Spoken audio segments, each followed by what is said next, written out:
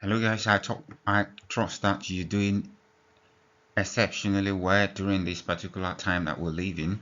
And today, what a time to also be looking at change and core exchange models. I thought that I should just quickly give you an update on this particular framework and how organizations can use this framework to manage change during a period of crisis, during a period of disruptions, during a period that organizations have to undergo all sort of different kind of transformations from maybe from their current state to a state in which they need to be in. So if you haven't tuned in, if you haven't already subscribed to the channel, so I will encourage you to please do. And you can also follow me on Twitter, on LinkedIn, as you can see on this slide. So let's move on to see what we're going to cover today, which is about the cause exchange model. So what I want to achieve today is really quickly to cover the concept of organizational change and how organizations manage change, especially looking at the cause exchange model for managing change. And maybe at the end, I will just try to describe some factors that are useful for successful implementation of change. So that will be the key things that I really want to highlight today. So quickly, let's look at cause change. Let's look at change and managing change before we go into cause change. Now, looking at change is an integral part of how organizations operate. So you look at current situations where organizations have been affected by crisis, by external factors, maybe by an internal factors, maybe through mergers and acquisitions. The organization needs to adapt and needs to move transition from one scope to another. So there is need for change management. There is need to manage that particular process. So change management usually is the collection of activities that is required to prepare, support, or help an organization to move from its current state to a new state. So that is generally what change management is about. Now, there are different frameworks that are out there that organizations can use to manage change from the process of their transitions to wherever that they want to be. So what I want to really look at is to look at these particular different phases that which organizations are. So again, let's look at stages of the state of change. So you can look at on the slide, as you can see right there on the slide, you see the current state of the organization. So the organizations may be in its current state in terms of how things are today. So organization is in current state. So you see that right how things are done today. So to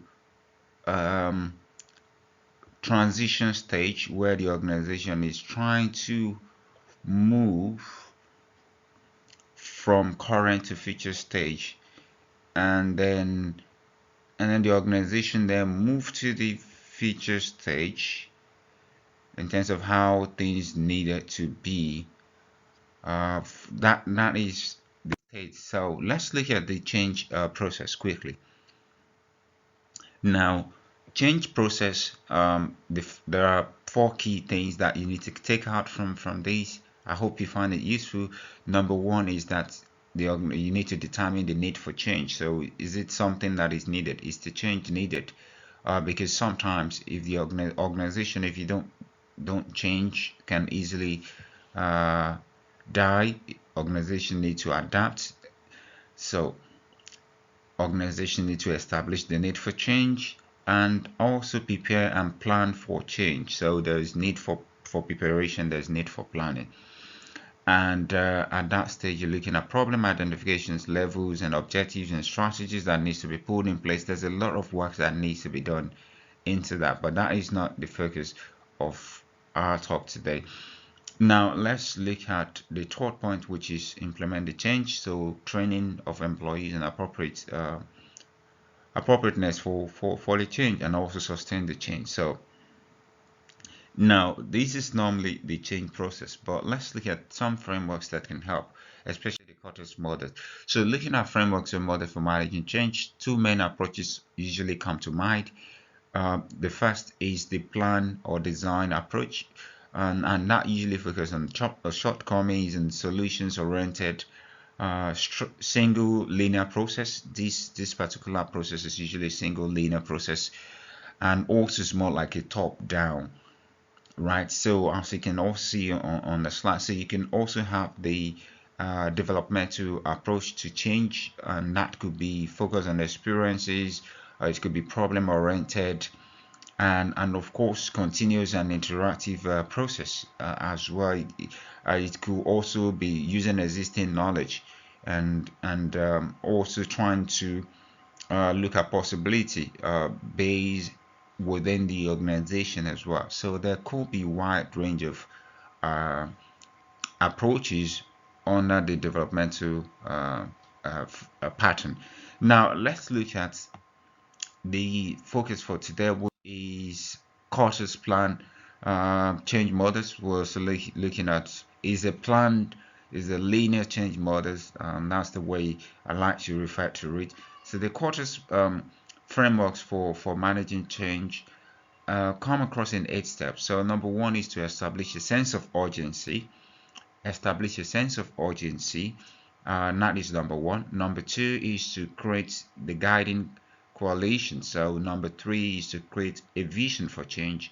And number four, you're looking at communicate the vision. So number five, you want to empower broad-based action. And number six, you want to generate short-term wins.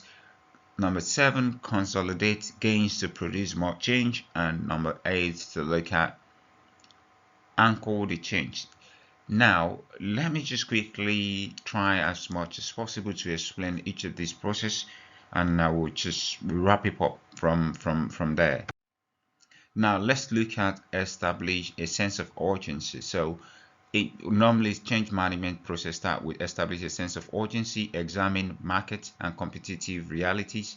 You want to be able to communicate the information broadly and dramatically, especially to maybe with respect to crisis, potential crisis opportunity that needs to be dealt with, drive people out of their comfort zones, and so you need to create that sense of urgency that is needed. Or you can think about organizations that are currently dealing with the aftermath or the of the outbreak of the coronavirus, and how they need to create a sense of urgency within the organizations to their different stakeholders that the organizations have, and once that is established, you move to the next stage, which is form a powerful guiding coalition. So you're looking at you could recruit a group of people to lead the change effort and encourage them to work together as a team. And that is essentially it is absolutely important to make the change process really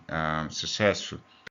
Number three is to create a vision for change. Now, in creating a vision for change, you want to make sure that actually you can help to direct the change effort and develop the strategies that facilitate the achievement of the vision. So in other words, you want to make sure that there's a vision behind the change process, and that vision is very clear to everyone that is involved. And as you communicate that vision, as you create that vision for change, and it can help to manage the entire process itself, as I will explain in the next couple of slides that I've got left. So let's look at the next one, which is also to communicate the vision for the change. So you need to be able to communicate the vision behind the change itself. So as the managers within the organizations, or the CEOs or top management needs to be able to communicate very clearly the change process, the objective behind it, the visions behind it, and the new visions, and try to use every method that is available to the organizations, and provide some form of training and teach new behaviors that aligns with that particular vision. So that is really key to make sure that everybody understand what the organization is trying to do and how the organization can actually proceed to the states that the organization is designed to achieve to be in. Now, the fifth point, which I mentioned earlier, was about empowering others to act on the vision. So then there's need to for responsibility. There's need to give empowerment to people to be able to act on the visions that the organizations have created. So you want to remove obstacles that block change at this particular stage. So you want to also change the systems and structures that undermine the vision. So that is absolutely important, and encourage risk taking, not traditional ideas and activities and actions as well. So that is absolutely important. Empowerment is fundamental to make sure that change process actually is successful. And then plan and generate short-term wins. So you want to plan, generate short-term wins. Plans for visible performance improvements. You want to make sure that there's performance indicators in place. That is really important for organizations if you're looking at how to manage change successfully. So there is need for performance indications. You want to make sure that there is planning, planning for short-term wins, and you want to communicate progress as well, and actually recognize and reward those involved in the improvement. So that is fundamental. The seventh point is to consolidate gains to produce more change, and this is really about maintaining that level of momentum, sustain that momentum, maintain hire peoples and promote, develop employees who can implement the visions that the organization is trying to achieve. And you want to revigorate the process with new projects, with change agents. These are absolutely important to help the organization to get to the state that the organization is is wanting to get to. So that is fundamental when you look at change process, especially as it's about the need to hire and promote people who can help the organization to really drive through the change process. That is fundamental in the entire change process. And finally, you look at anchor the change. So you want to make sure that you make the change stick. So embed the change within the organization culture. That is fundamental. And also promote and communicate the success of the change to everyone that is involved in the process and every stakeholders of the organizations. And more importantly, is to have rules and procedures in place to make sure that this is properly embedded within the organization culture itself, within the way the organization actually do things. So that is absolutely fundamental. So these are the 8 steps in the Kotter's frameworks. These are the 8 stages of the frameworks. And just to give you a glance of what it looks like, a summary of it: number one is to create urgency, that sense of urgency. I talked about that.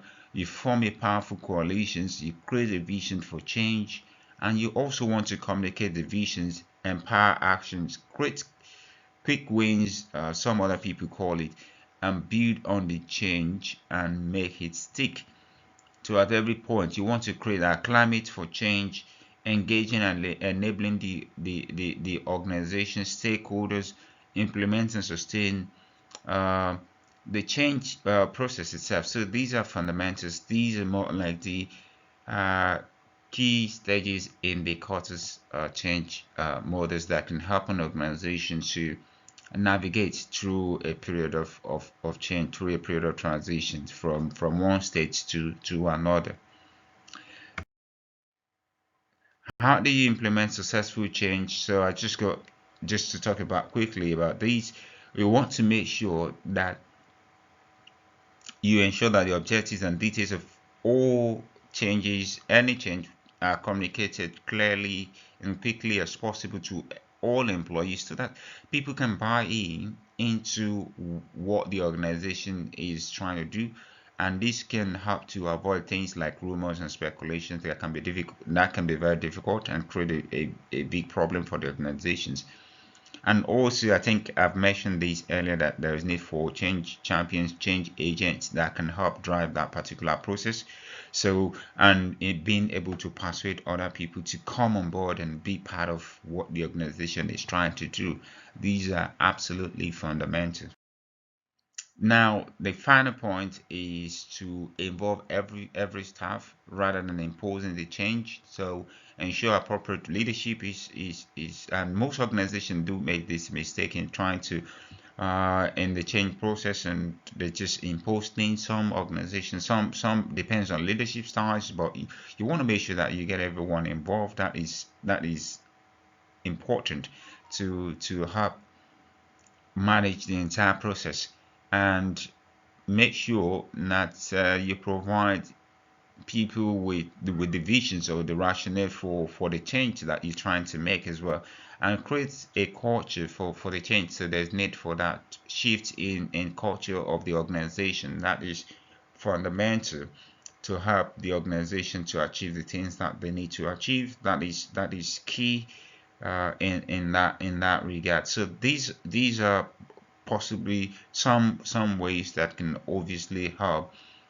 to implement change successfully for an organization. So I can just refer you to some of these readings.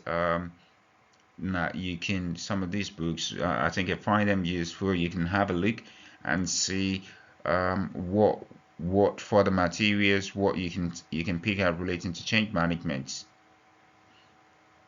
And if you haven't really subscribed as well, so make sure you subscribe to the channel, and also stay in tune, and this is what change management is all about. And we just encourage you to please kindly subscribe to the channel. Let's keep the conversation going. Drop me a comment in the comment box, and I will drop another video shortly at some point. So thank you very much.